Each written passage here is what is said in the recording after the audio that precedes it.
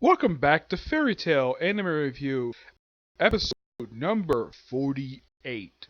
This one we're reviewing the 316th episode of the anime, Gray's Trump Card. And this one depths, I think it's like 521 to 22, I think it is. I'm just double checking to make sure when this comes up, of course. Let's see.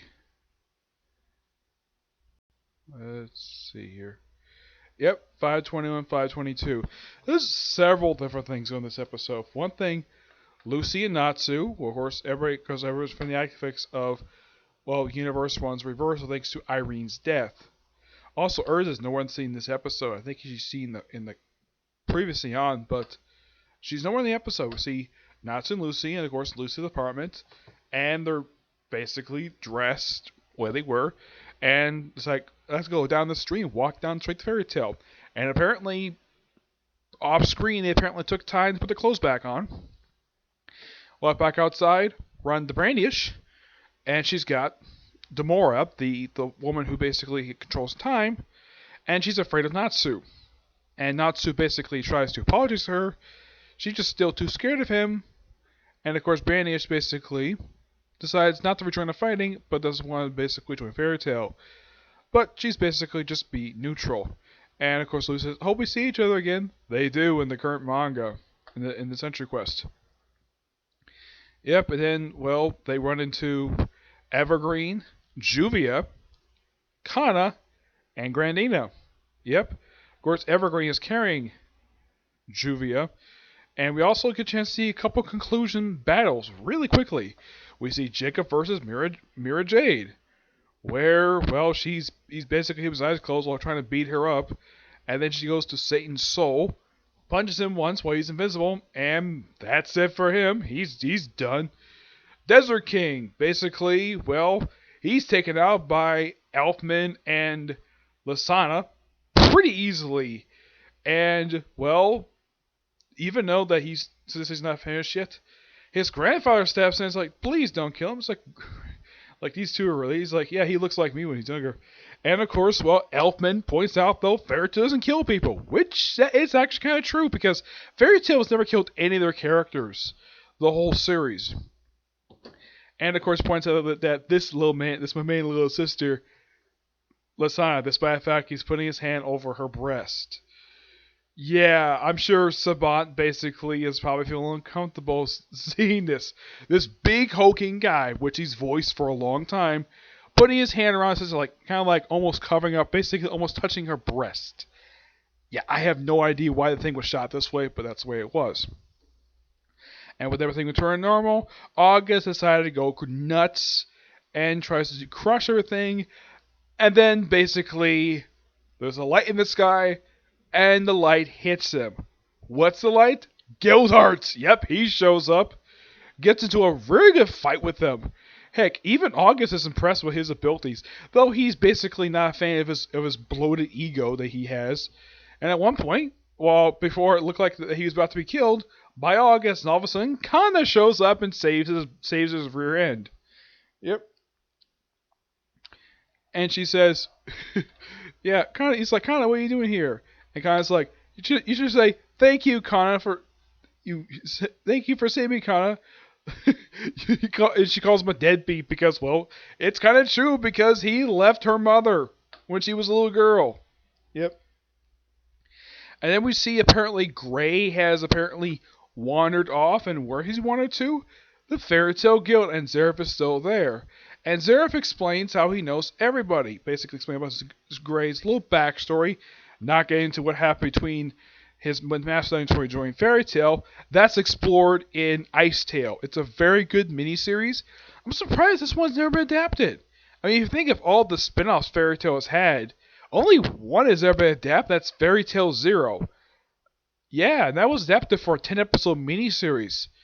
I'm kind of like, A1 Pictures, you got several spin-offs you could adapt, but for some reason, they just don't want to adapt them for some reason. I don't know why, it's bizarre. I'm sure that, well, people who make the series in Japan probably would love to see stuff adapted.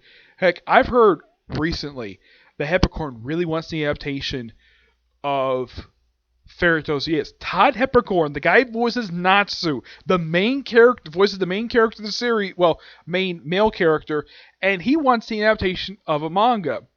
Basically, Fairy Tail Century Quest, which is 30 chapters in right now. Might get a chance to see maybe an adaptation, so maybe in the future. I'm hoping so because it's a damn good series. But as for the episode itself, yeah, and of course, well, Natsu, of course, basically runs straight to Fairy Tail. Gray is there. He talks to Zera for quite a while. And Zera basically mentions about what happened with his parents, about the demon, which revealed in this episode that it was created by Zera. And apparently, well, Gray has no problem with, well, Natsu at all, despite the fact he's END. And then the episode ends with him chanting the ice shell. Yeah, the same spell that took his master. His smoking hot mastermind. Yes, she was a smoking hot woman. How come no one has ever brought this up? Yes, is a smoking hot woman. And nobody has ever mentioned it at all.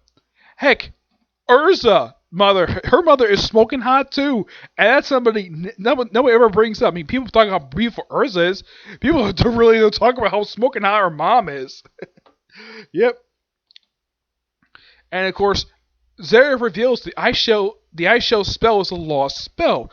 Interesting. I never knew that.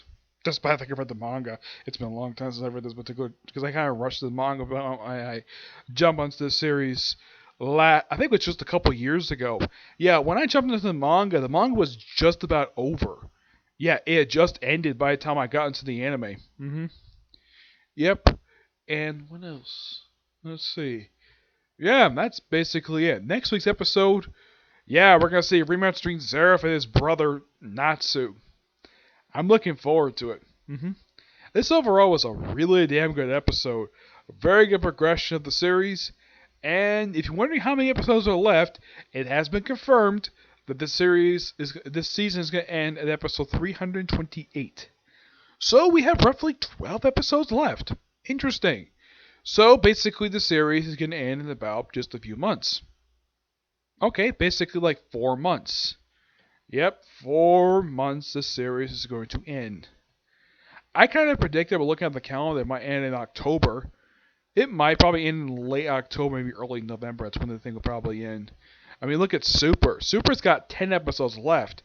That one's got like a little over 2 months. And it's done. Actually, I think that this series is not 4 months, but like 3 months. Yeah, because it's got like a few more episodes than Super does right now to be left to air. So yeah, that's it for this particular review.